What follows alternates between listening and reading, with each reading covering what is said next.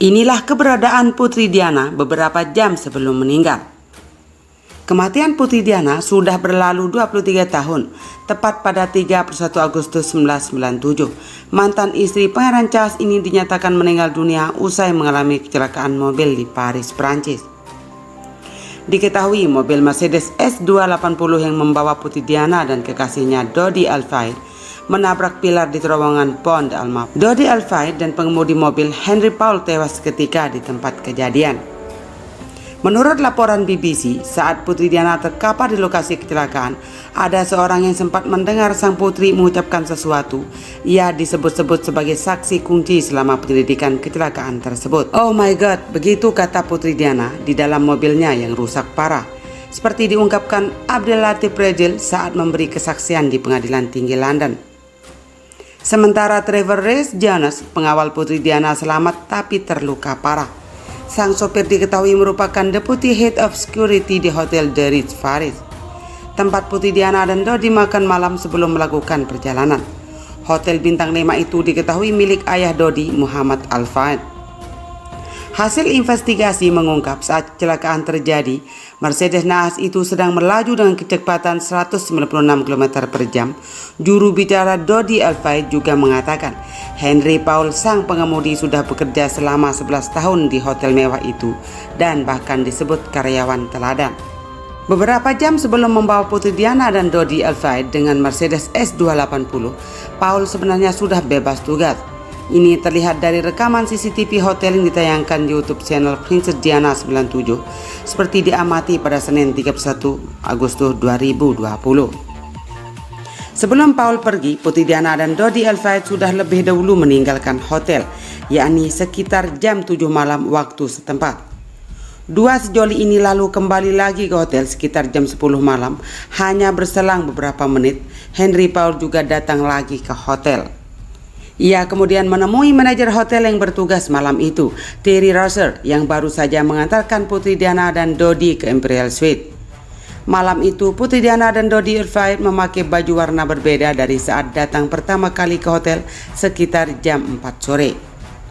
Putri Diana dan Dodi pun sempat makan malam di Bar Vendôme, restoran mewah di Ritz Paris. Waktu hampir menunjukkan tengah malam, kerumunan orang diduga para fotografer terlihat di pelataran Bar Vendôme. Hari pun berganti memasuki 31 Agustus 97. Sekitar pukul 10 waktu Paris, Putri Diana dan Dodi bersiap-siap meninggalkan hotel lewat service exit. Tentu saja demi menghindari kerumunan orang di depan restoran hotel. Dodi tampak menggenggam tangan Putri Diana sambil menunggu mobil yang akan membawa mereka. Putri Diana mengenakan setelan blazer hitam dan celana putih, sedangkan Dodi tampil lebih casual dengan jaket coklat muda. Setelah hampir 20 menit menunggu sambil berdiri dan sesekali berpelukan, Putri Diana dan Dodi Al-Fayed akhirnya pergi meninggalkan hotel. Mereka menumpangi Mercedes hitam yang dikemudikan Henry Paul yang kemudian mengalami kecelakaan tragis. Dan Putri Diana sempat dibawa ke rumah sakit. Usai ditangani tim medis di lokasi kecelakaan, Princess of Wales sempat dibawa ke LAPT Salpeter Hospital. Diungkapkan ahli patologi forensik Dr. Richard Shepard, kondisi Putri Diana memburuk dalam perjalanan menuju rumah sakit. Diana terkena tumbukan berkecepatan relatif rendah dalam kendaraan yang sangat aman, tapi dia yang paling sedikit terluka, kata Shepard dalam acara The Morning Show yang dilansir New Idea. Dokter asal Inggris ini lalu memaparkan kondisi Putri Diana yang memburuk disebabkan oleh robekan kecil di pembuluh darah di paru-paru. Shepard memastikan itu adalah cedera yang benar-benar langka. Nyawa Putri Diana pun tak terselamatkan. Putri Diana sebenarnya sempat bertahan hidup sebelum dibawa ke rumah sakit. Pemilik gelar Princess of Wales ini terkapar di kursi belakang mobil.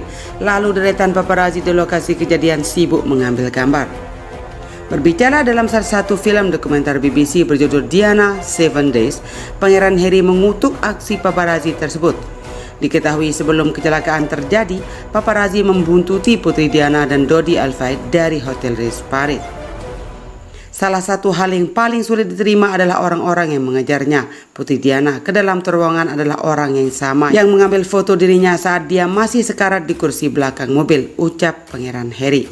William dan aku sama-sama tahu hal itu. Kami sudah diberitahu berkali-kali oleh orang-orang yang tahu itu masalahnya. Suami Meghan Markle ini menceritakan kondisi Putri Diana sebelum meninggal dunia. Ia lalu menyebut para paparazzi itu sebagai penyebab kecelakaan yang dialami ibunda tercinta. Putri Diana mengalami cedera kepala cukup parah, tapi dia masih bisa bertahan hidup di kursi belakang, ungkap ayah Archie Harrison membantah Windsor.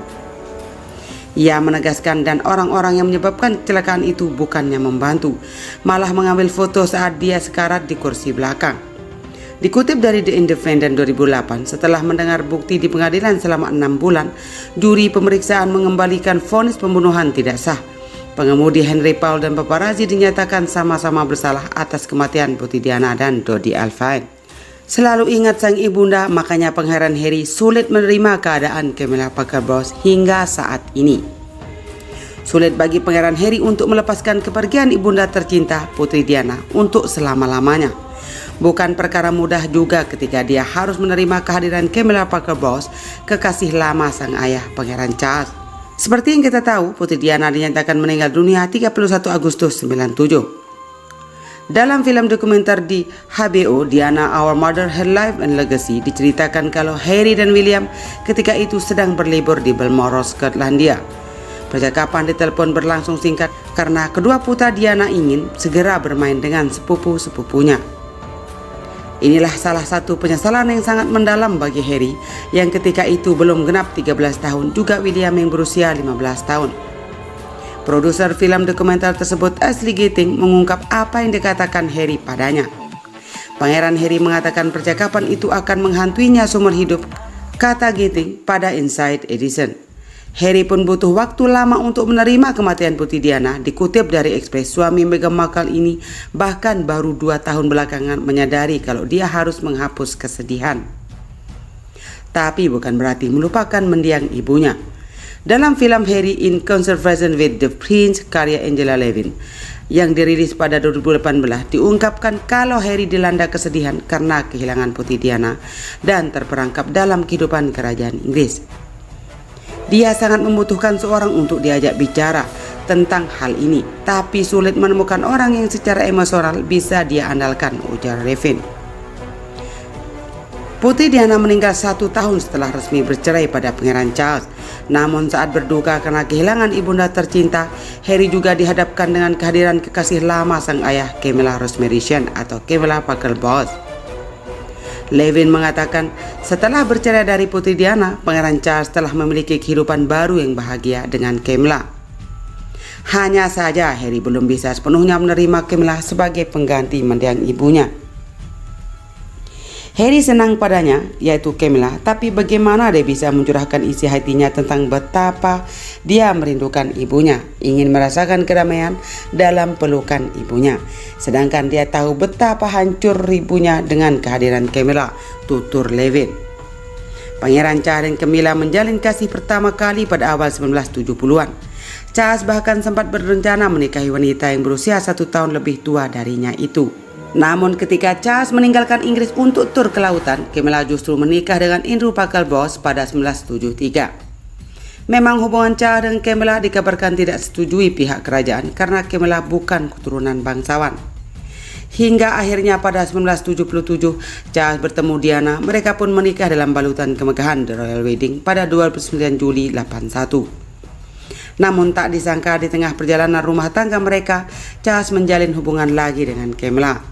Lalu pada tahun 1989, Diana memberanikan diri melabak Camilla. Ketika itu Diana datang ke acara pesta ulang tahun adik Camilla. Momen itu rupanya tak membuat hubungan Diana dan Charles membaik. Mereka pun memutuskan berpisah pada 1992 dan resmi bercerai 4 tahun kemudian.